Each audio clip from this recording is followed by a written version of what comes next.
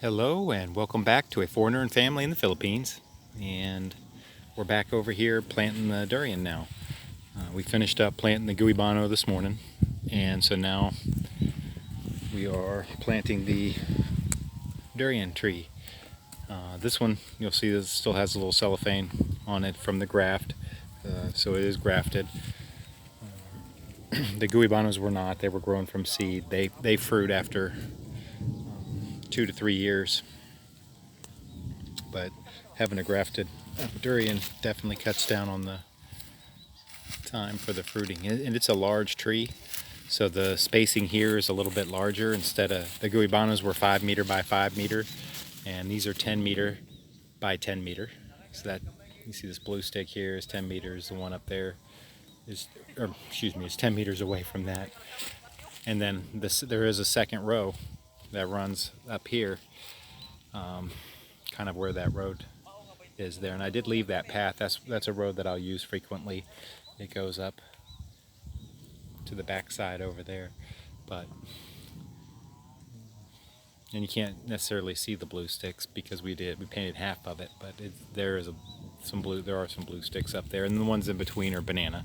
And we've planted quite a few banana, although this was new because I held off on doing it. I wasn't sure how I was going to do it, if I was going to do it, but it's necessary for the durian to have the young seedlings to have a little bit of shade. So these bananas will provide it, and I'm just doing the one row down the center. I probably could have got, because they're 10 meters away apart, I probably could have gone in between the two durians with 2 rows of bananas, but I didn't want to end up having to take those out, and then this way it's just, you got the one, and it'll last longer and hopefully still give the durian the shade that it needs. This is where we had cleaned out some bamboo. This is a dry creek bed. It goes through, there's a little culvert underneath the road over there. Let's get a better look at this durian here. And this has the nickname the King of Fruits. And it's just the king of stink to me. It is a pretty tree. It's an interesting fruit, but I'm just not particularly fond of that one. But it is kind of funny because on this side of the creek bed we have the durian, which is the king of fruits, and then on the other side of the creek bed going down we have the 2 rows of the mangosteen, which are known as the queen of fruits. And I wanted to show where we were planting the durian and what was going on with that, but then I also saw these bunchy tops. Okay, I'll probably do a little weeding on that. That's a little close to already have the weeds already on it. But as far as these banana goes, we've taken suckers out of here, which does concern me because now I'm looking at this and there are that's a Bunchy Top banana, which is caused by a fungus. I can identify them when I see them, and we want to go ahead and get that sucker up so it does not, and get rid of this tree. We want to try and eliminate that fungus because we don't want it spreading to the other bananas. And it's kind of easy to tell because when you see it, it's the leaves that come out of the center will typically be longer, and these are short. They'll be, for the Bunchy Top bananas, it is they're small. And then you'll see the curl, the yellow curl on the leaf. So, and oftentimes if you cut that in half, it's the stalk, you'll inside of the stalk there'll be like a brown streak in it. So there's one here, and then there is a second one over here. And I've noticed another one on the property, so I need to come back with the budlong tomorrow and see about grabbing these and disposing of them in a place where the fungus will dry out and die. And because of those others, these have me a little suspect over here. a couple of these little ones, so I would probably just go ahead and eliminate those while I'm taking them out.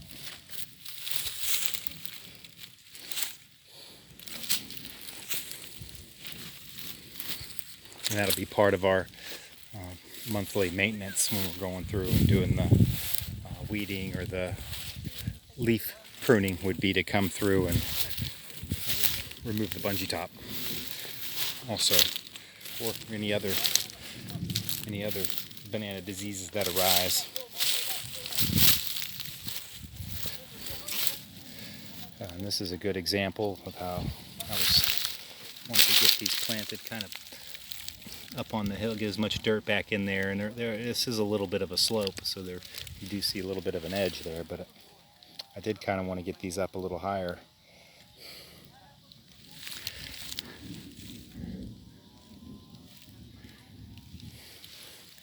And again, that is the Puyat Durian. And folks that love those really do enjoy them. Besides just the odor, it's just quite a bit of a challenge to get in, but that doesn't stop me with some other things that I like I guess a pineapple. It's one of my favorites. And they're a little spiny on the outside, but that doesn't stop me. So I guess if I liked a durian, I'd get in there and get them myself. And it looks like we are getting some rain, hopefully. I can't rely on the rain because it did go down in percentage. But I want to make sure that we get these durian watered regardless if it rains or not, because I don't know how much it'll end up being. If that just it's a nice little thundercloud and it'll blow over. But while I'm over here, these are the bananas that we planted along the creek here, 3 meter spacing. So they're popping up and doing well. And I was a little concerned that they weren't coming up, but they seem to be coming up just fine. And this area had some bananas to begin with, but we've just filled in a lot of the gaps.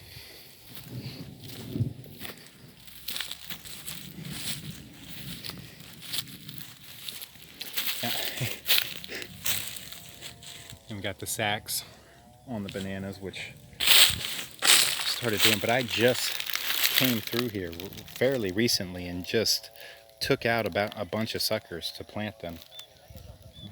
So, and to see all of those can be dug up and planted. So it looks like we still have a whole bunch more.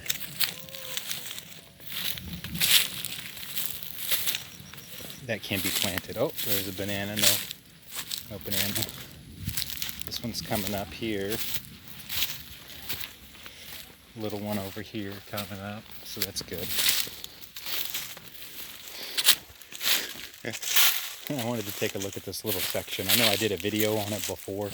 It was just way too, just trying to keep, I keep thinning it, and it's still got just too many bananas. And I really hit the sucker. Well, there are still more suckers that can be dug up and planted over here.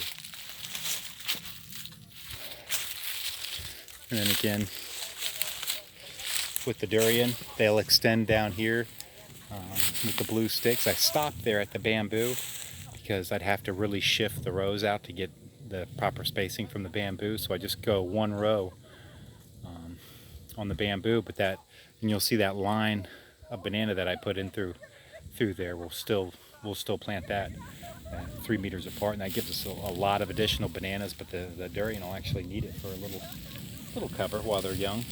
And even it's still far enough away that even when it's a mature tree, I don't see those bananas having any problem being intercropped with the durian there.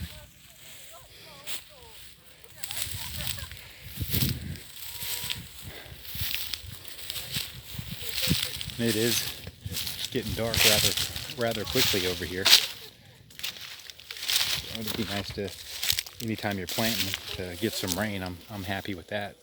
So, and these guys are really hitting it hard. These durian are going in a lot faster because of that wider spacing. So we'll get that done, and I don't know. It looks like we could. I was considering either the rambutan or the mangosteen next, and the mangosteen are right on the other side of this. So we'll see how it goes there. I'll go ahead and end it there. Please like, comment, share, and subscribe.